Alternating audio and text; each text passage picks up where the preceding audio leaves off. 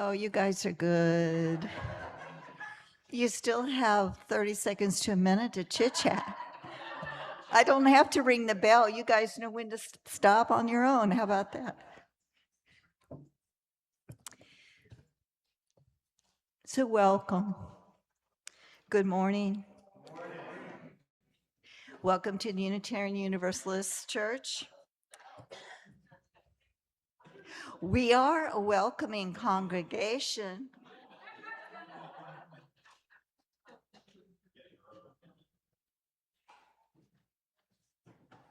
Welcome, you guys. We strive to transform ourselves and the world through love, wonder, and connection.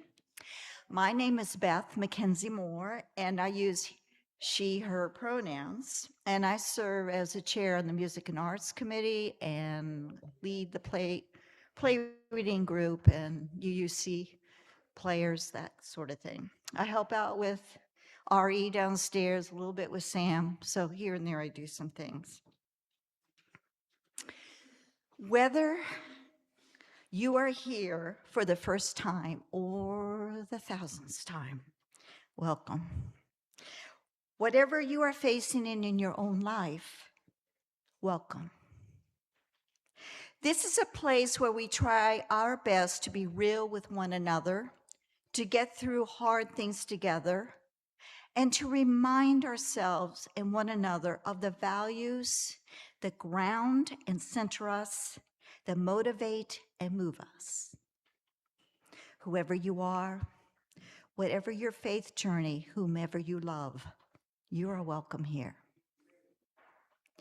We welcome all who seek to know the sacred and all who seek to make the world more just.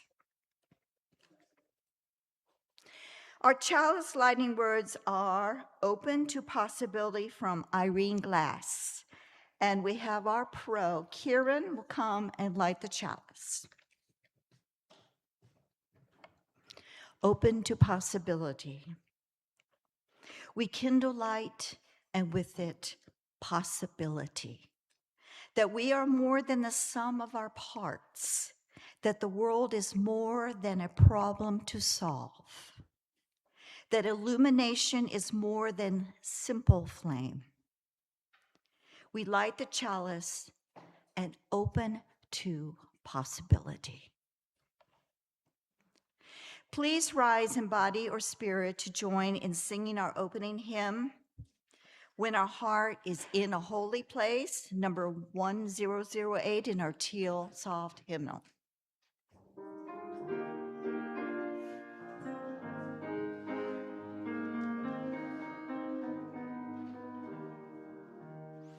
When our heart is in a holy place, when our heart is in a holy place, we are blessed with love and amazing grace. When our heart is in a holy place, when we trust the wisdom of each of us, every goal, every green heart, and we see our faces in each other's eyes. Then our heart is in a holy place. When our heart is in a holy place.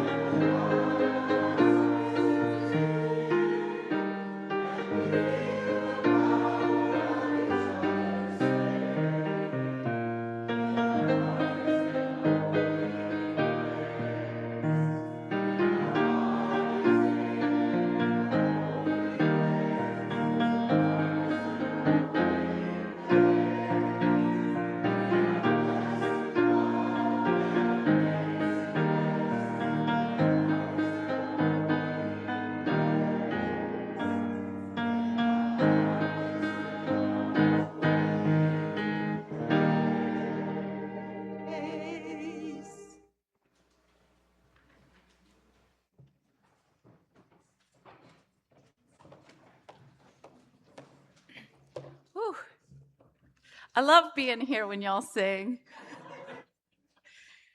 I'm Kendall Nordin, and I use she, her pronouns. For the past 5.5 years, I've been your resident seminarian and worn multiple other hats along the way. In another week, I'll be starting an internship at the other UU church. And I will miss you dearly and try and be here when I can. To remind us that our commitment as a congregation is to be together in covenant, we share these affirmation words. Please join me, beginning with that all-important word. Love is the message of this church, and service is our way. This is our great covenant together, to dwell together in peace, to seek the truth in love, and to help one another. We return to our centers of connection each week because we know that rituals bring us closer together. If we have any guests who may be unfamiliar with the ritual, you're very welcome to join us. Please choose to light a candle for many reasons, but you could choose to light a candle for hope and joy, or your own private reasons. And you can place a stone here together with the other stones for sorrows and fears that you may carry. In this way, we honor our inner experiences in community. As the folks in the room participate in the ritual, those of you joining us online, please post in the chat to participate. Write your name and stone or candle, and we'll include you at the end of the folks in the room. If you'd like someone to light a candle for your joy or your hope, or place a stone for your sorrow or fear, we will do that at the end as well. Anyone who would like to come forward may do so now. We have 2 lines for candles on either side, and stones are in the center of the table.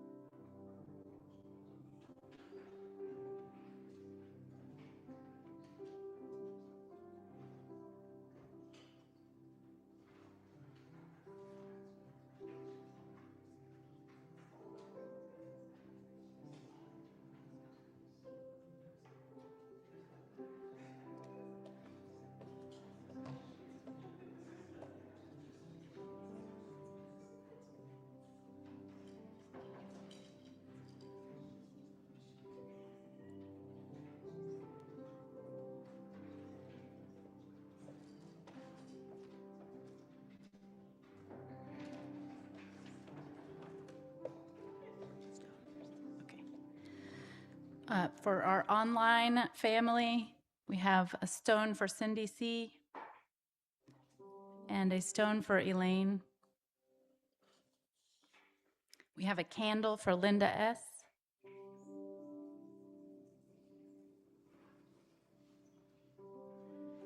A candle for Elaine.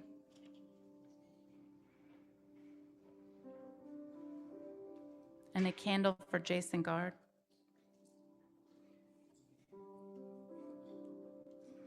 Is there anyone who would like us to place a stone or a candle for them in the room?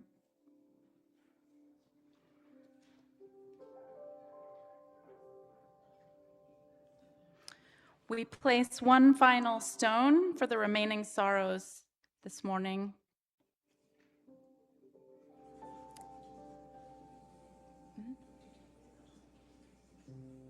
Oh, would anybody else like us to light a candle for them in the room?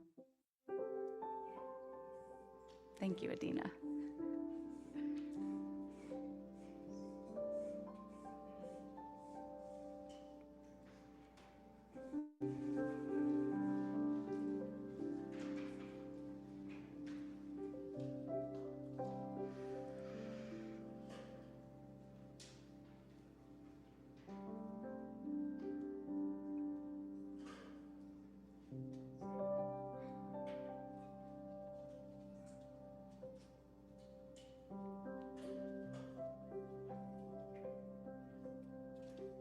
We light one final candle for all the joys that continue to burn brightly inside us. Please join us in singing our song prayer response, There is a Love.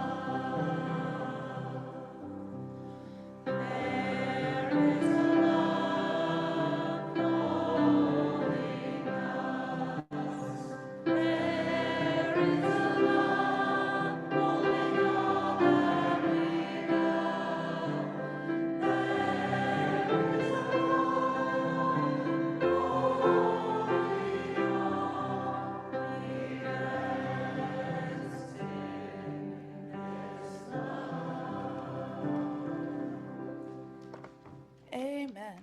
And good morning. My name is Adina Danuf. I use she or they pronouns, and I'm your director of Lifespan Religious Exploration. And stay tuned. If you read your e-news, you might see there's a coming soon. You're going to want to listen to that phrase in the next few weeks because it might change. But today, as you've heard, we're talking a little bit about randomness and nonsense, which is all well and good, but I have been having a little trouble with some things lately. And I thought, how do I tackle these problems? And I realized we have a good amount of gray, silver, and white hairs in our congregation these days, including my own, which means our congregation is getting very wise. So with that being said, I figured you could help me out with some advice, right? Life advice. And I was trying to think of some wisdom that I've been given over my lifetime, and I realized that this thing happens sometimes when people give me advice. I just don't quite remember it all, or maybe I chose not to listen to it at all. I won't ask you to admit who else has maybe been there or done that. Okay, some proud hands in the back. I love it. So anyway, I need your help. Do you think you could help me? Yeah, okay. So I'm going to ask for the pieces that I think I forgot. You're going to help me fill them in, and then we'll get some life advice together. So can somebody share an adjective, a describing word for me? Green. Okay. Well, I only need one, but keep it in your head. Okay. What about a noun? A person, a place, or a thing? I heard duck, but save that other one because I'm coming back. Okay. Action word, a verb. Run. Okay. Another noun. Aardvark. It's good y'all can't see how I'm spelling, but I'll know what it says. Action word. Swim. Okay. Huh. Okay, what about another noun, maybe from an age that doesn't have 2 digits? Can somebody in the back give me a person, place, or thing? Anything. Anything. The Dark Ages. Okay. Every man is always a few steps from Rome, right? Every child is a few steps from the Dark Ages. How about another noun? I heard some other ones coming out. Tree. Okay. An adjective, a describing word? Joust. I think that's a verb. But that's okay. This is a perfect one for that. Okay. Another, like describe something. Shiny. Oh, that one's going to be cute. Okay. Another person, place, or thing. I've got lots of them. Oh, gosh. Okay, this is going to be great. Another action word. I've already got joust. Give me. Listen. Oh, that's not going to be fun. Give me another one. Not that this is. Okay. What was that one? Sneezed, and then I heard. I'll work that one in. One more noun. One more. Okay. Yes. Okay. Okay. We have done it together with our room full of wisdom. I now give you advice as we remember it. It is better to be safe than green. It's always darkest before the duck. Don't bite the hand that runs.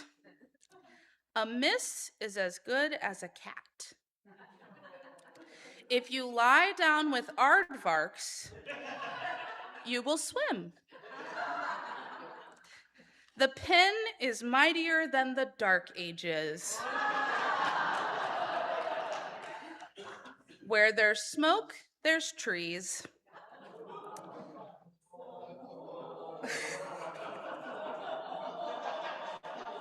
Some of y'all were hippies, I know. Okay, a penny saved is shiny. 2's company, 3's Adina. Laugh and the whole world laughs with you. Cry and you joust. Children should be seen and not sneezed. And home is where Kentucky is bamboozled.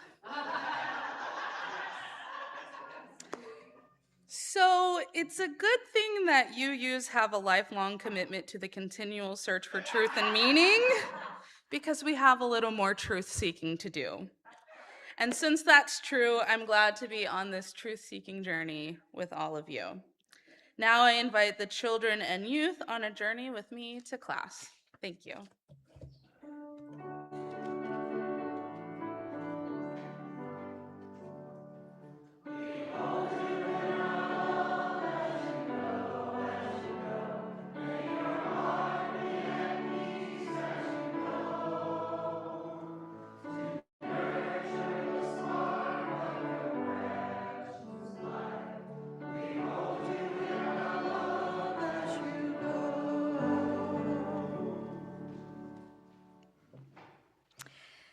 Every fourth Sunday of the month, the Social Action Ministry, SAM, of our church selects an organization and donates all cash in the plate collection, live and online, to that group of that day to that group. For July, the recipient is Anthem Lemonade. Anthem Lemonade is a region-wide effort coordinated by Anthem Blue Cross and Blue Shield to benefit the Children's Hospital of Richmond's work for children with cancer. 100% of funds collected will help kids fighting cancer at the Children's Hospital of Richmond at VCU. The gifts you make will help fund the nationally ranked hematology and oncology services available at Children's Hospital. While Children's Hospital of Richmond offers the best care close to home for many families, patients also come to the hospital from across Virginia and outside of the Commonwealth for their approach to caring for the whole child and advanced treatment options. Expert hematologists and oncologists offer the best care in Richmond and Central Virginia communities. Patients receive access to the latest clinical trials, which provide the best proven treatment. Now, you may have seen the lemonade stand in the lobby when you came in this morning. Amy McKnight has worked with Sam to make this event a success. After the service, please enjoy some lemonade. The lemonade is free, although additional donations will be accepted. May you give in love and in hope.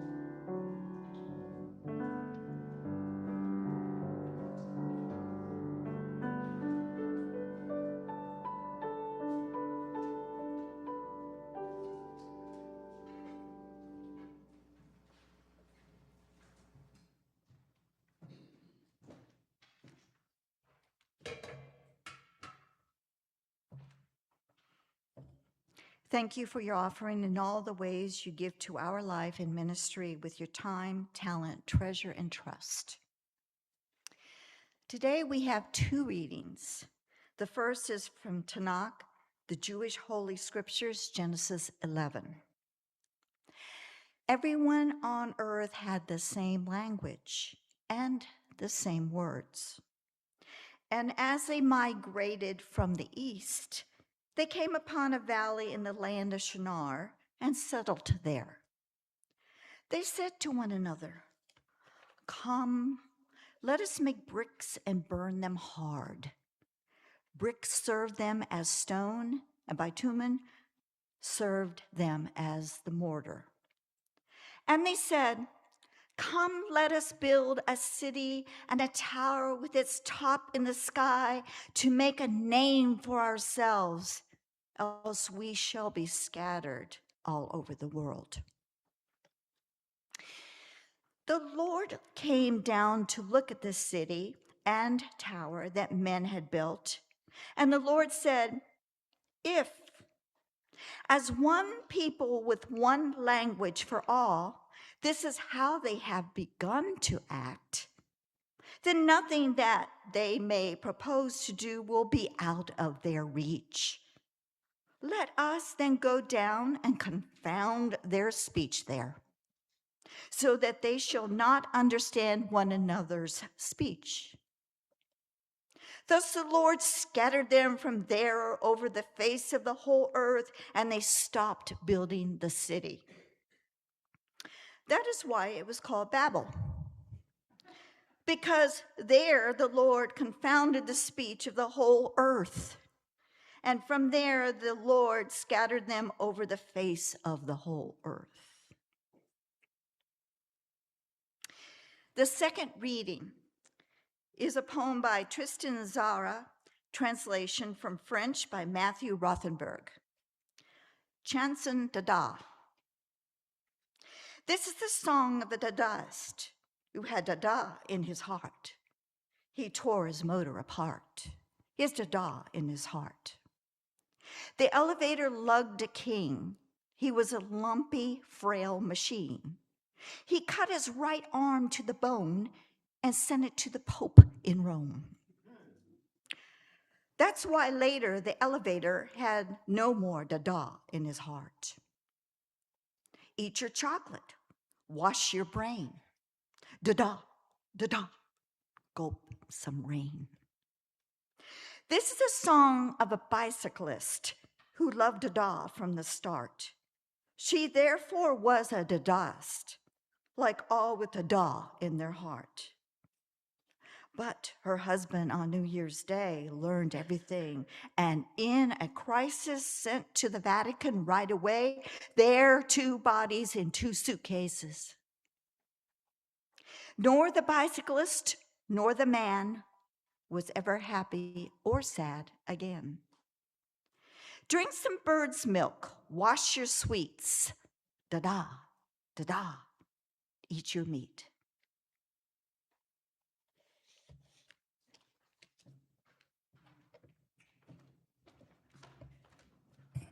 Good morning, everyone. I prepared some music, and it's not nonsense, actually. So, Scott heard it though, right, Scott? It was good. It was very good. I'll play it next week. Don't worry. But no, I have a better idea. The piano is so dusty.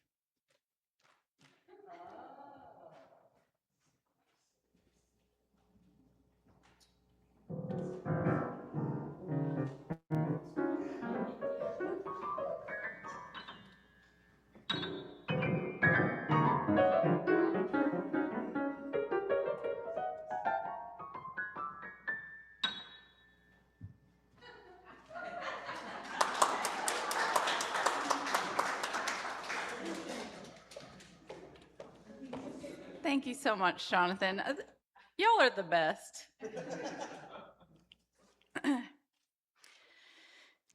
All right, this may be a wild ride. Rubble.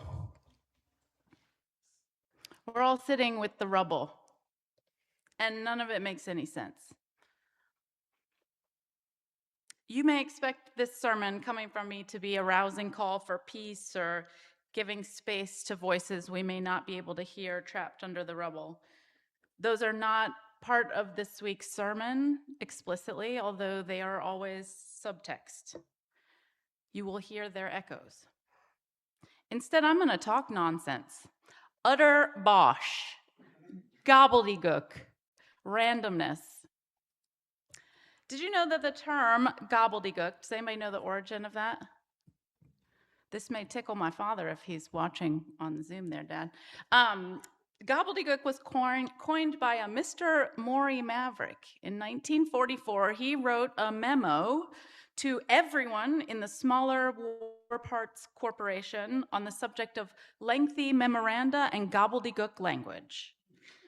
Be short and use plain English, he said. For Lord's sake, be short and say what you're talking about. He had no time to waste during that war. Back when I was working in restaurants, I worked for one of those chefs. You know those chefs. The ones that are so often portrayed on television, yelling, either by themselves or actors pretending to be chefs yelling. And I remember one particular Saturday evening when either me or one of my fellow servers, I'm not sure which because it's all a blur, got a face full of the chef screaming, "Too many words!" when we had headed back into the kitchen with a request from a diner.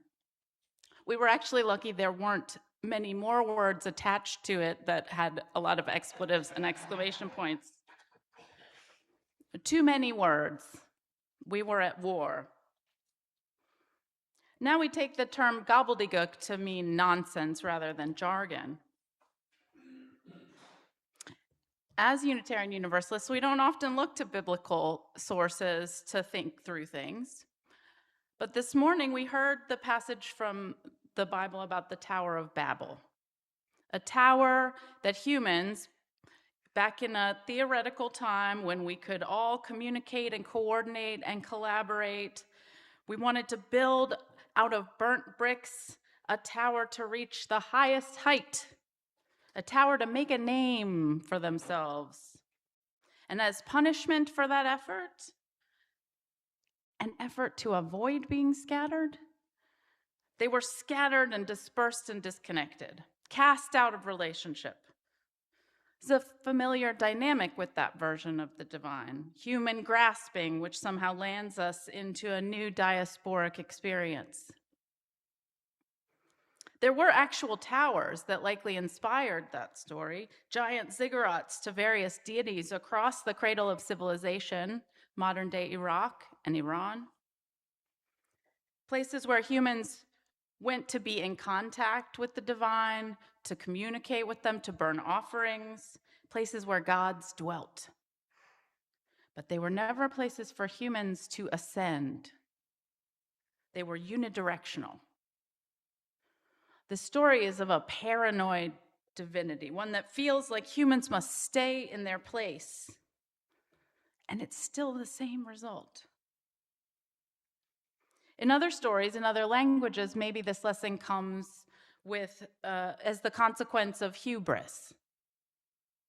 That human grasping causes devastation. And yet, despite all these stories, humans continue to build. We continue to reach for the heavens over and over again, to build towers, to try and make names and legacies and carry our ambitions out as if they are supreme, and make the most perfect plate of food. Who cares what the diner says on a Saturday night? We're babbling and building and grasping. If it's dangerous to climb the heights to build the tower, we must consider what we will do when it all falls apart. One of the basic elements of Buddhism is that it is human nature to grasp, to engage in craving and striving, and it's one of the major sources of suffering. In the Mahandhyana Sutta, the Buddha teaches us, this is going to be a lot of words, in dependence on craving, there is pursuit. In dependence on pursuit, there is gain. In dependence upon gain, there is decision-making. In dependence upon decision-making, there is desire. In dependence upon desire, there is attachment. In dependence upon attachment, there is possessiveness. In dependence upon possessiveness, there is miserliness. In dependence upon miserliness, there is defensiveness. And because of defensiveness, various evil, unwholesome things originate. The taking up of clubs and weapons, conflicts, quarrels and disputes, insults, slander, and falsehood. Craving, pursuit, gain, decision-making, desire, attachment, possessiveness, miserliness, defensiveness lead to conflict. Sounds like a familiar cycle. And maybe right now you are thinking, Too many words. Babble.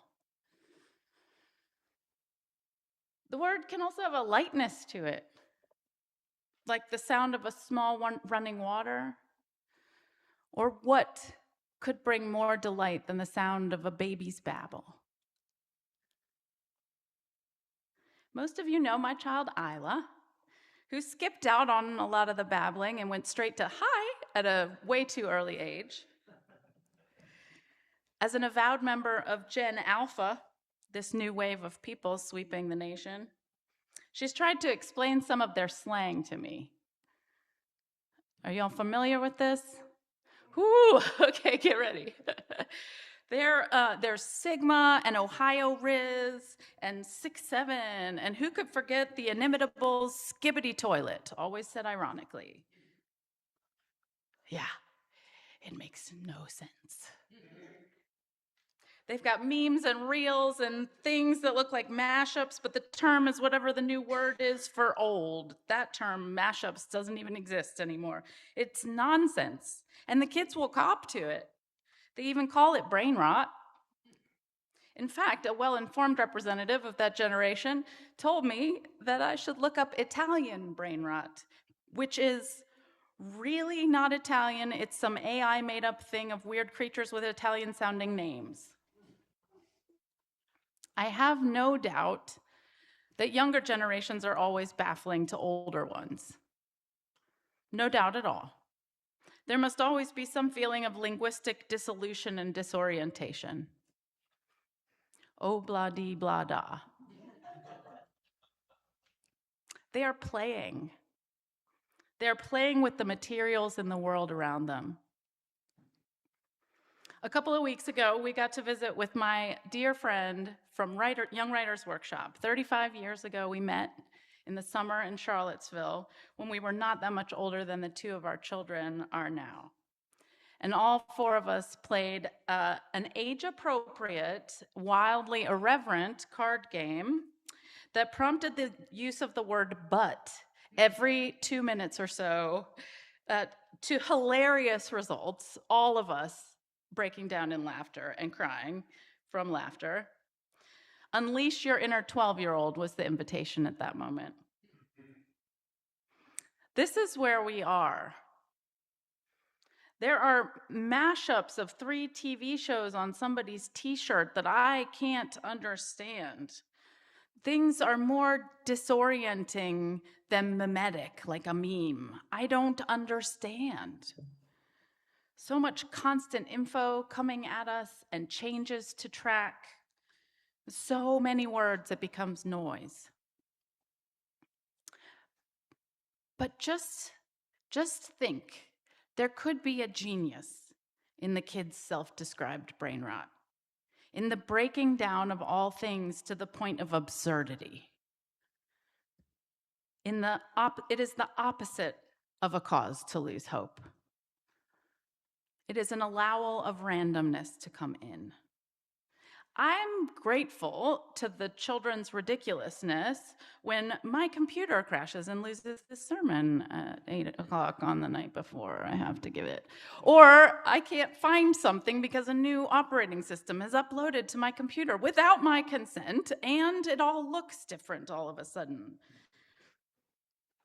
There is so much noise and constant small frustrations, and not to mention the really big struggles like healthcare and food and housing. And people are building towers that we can't even see. Many people feel like we're being swept up in a project that has not asked us for consent, and we don't understand. The kids are aware of the continual chaos in the water. The revelations every day that human-created climate catastrophe is accelerating. They see images of actual rubble and are likely more or less aware of genocides, crises, bombings, even if it isn't in their immediate lived experience. They're little lightning rods. They are attuned. The antennas of their body are attuned to the disappearance of schoolmates, anxiety of species loss, potential for lives to become rubble, even if only figuratively. So what do we hold on to in all of this disorientation? In 1916, during the horrific break with reality that the Western world experienced in World War I, a small group of international artists in exile in Switzerland founded a movement they called Dada. They pulled out Rousseau's encyclopedia and pointed to something and found a word that means something like a child's toy. By some estimates, 9 million soldiers were killed and up to 22 million people overall were killed in that war. Dada broke things down into the barest pieces. Absurd syllabic poetry, ripped magazine collages, arbitrary configurations of sculptural materials. It was an obstinate kind of formal play, one that held anger and grief and powerlessness and borrowed from all the innovations of the time, film and sound recordings and mechanical instruments that could be programmed. And it was all nonsense. In fact, hold on, I'm gonna play some.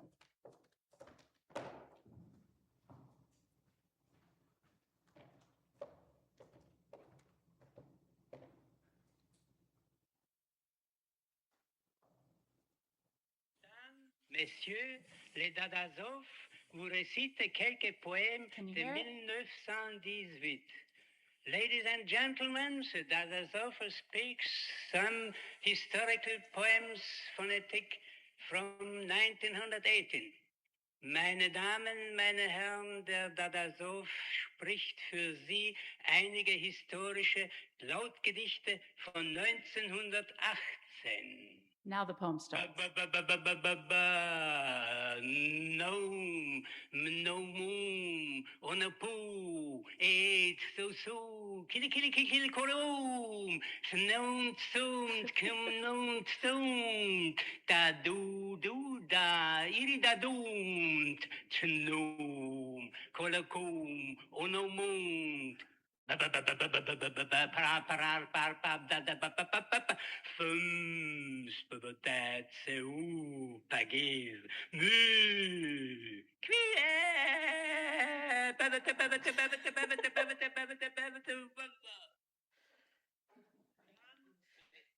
me make sure it stops so we don't have to hear that repeatedly. I mean, it's bizarre and funny and strange and somehow familiar. This was reckoning with a new kind of humanity.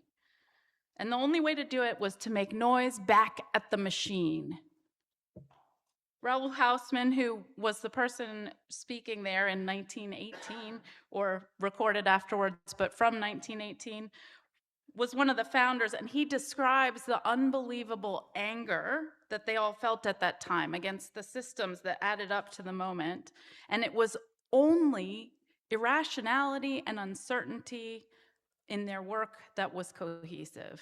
That was the only cohesive element, was uncertainty. It was an obstinate absurdity. They wrote manifestos, produced spontaneous events, and relied a great deal on chance, randomness. Out of that small pocket of creativity, an intuitive, expressive response to their lives grew the surrealist movement, Fluxus, pop art, and performance art, and so much more. The beat poets of the 50s and the punks of the 80s can trace their lineage back to that same influence. There was so much created out of those folks taking the world apart syllabically, out of the smallest pieces of truth they had to play with. Sometimes in the face of vast disruption and change in what we know to be true about being human, we can only perform in syllables.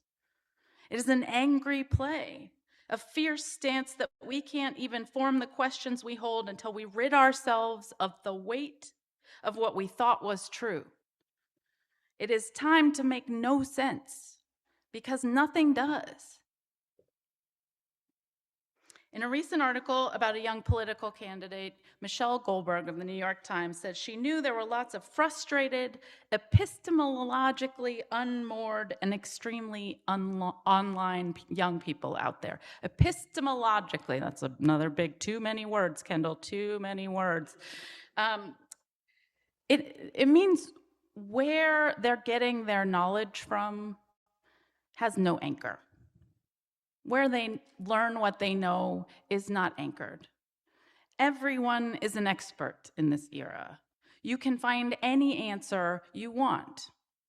No one is really an expert because AI is starting to answer all the questions. Feels to me a lot like that grasping, that tower. Or are we, in this case, the threatened gods? We're in a time again of wondering, what is humanity in the face of this great sea change? What is our shared humanity? Does that exist? Maybe we're starting to carry rage and horror and fear, and maybe we're back to mere syllabic functioning. And if so, that is not the end. That is where things begin again. These new blocks, when we figure them out, can be the start of poems, which can be the start of essays, which can become the start of laws. Those discordant notes will become impassioned action and strident play. And, well, I can't even name the processes yet because we don't have the blocks. We're still in the part where the tower's being built. Theology was also changed in those decades, grappling with new science and meaning-making after the war. It took apart the basic assumptions of Christian theology, that the divine is perfect, that the divine is omniscient, that the divine is omnipresent, that maybe the stories we told ourselves were not true, but there can still be divine truth. There can be randomness and also order. There can be devastation and still an overwhelming goodness. They coexist. We are going to have to find the new blocks.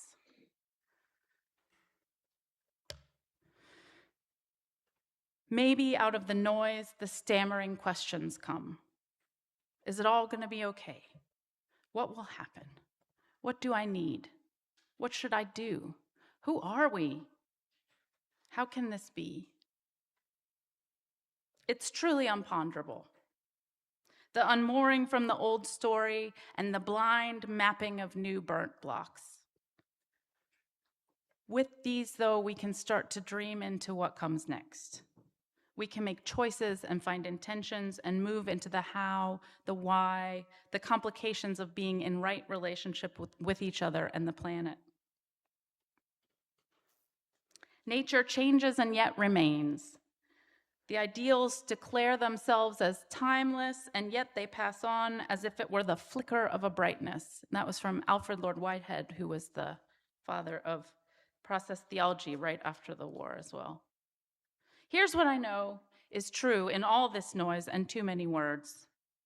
The other day, I was in the backyard with Lucy, our cat, who is the baby of our other cat, Espinaca. She's a fierce hunter. And so in the summers, she does not leave the house without what we refer to as her clown collar. It's a big rainbow clown collar with a giant bell on it so the birds can both hear and see her coming. And we were out in the back, and I heard this noise that was familiar, and yet I couldn't quite place it until a hummingbird came and was looking at me, right in front of me. I mean, hovering in front of my face. And it looked at me, and then it looked at Lucy, and it looked at me, and it looked at Lucy, and Lucy kind of looked at me, and we both looked at the hummingbird, and it was there for an impossibly long period of time, which I'm sure was only like 30 seconds. But what a magical moment. She must have been deciding if she was safe, I thought, or giving us a message. What a blessing, I thought. What a communion with the planet, I thought.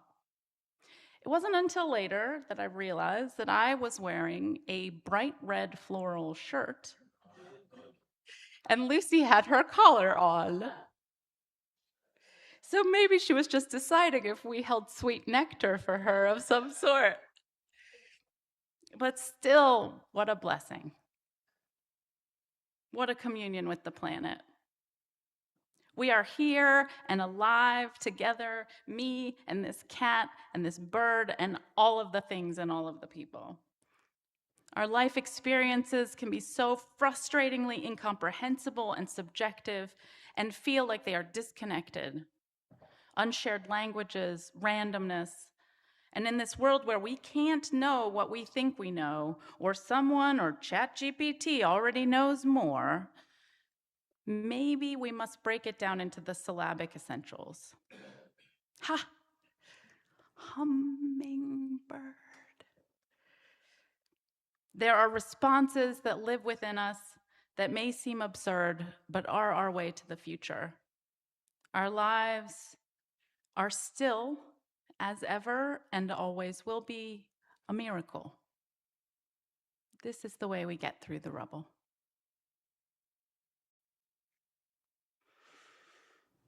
Please join me now in a time of meditation and prayer.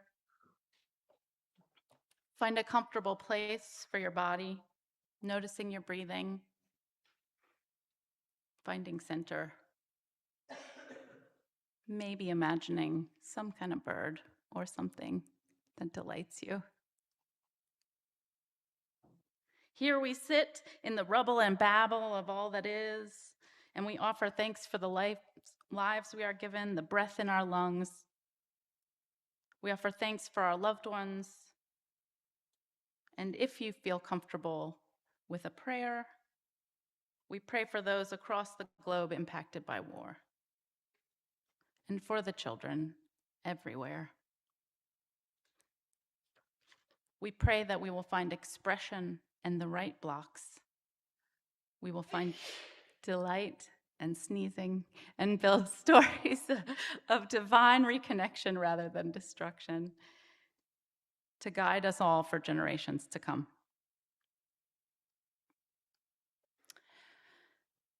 Okay.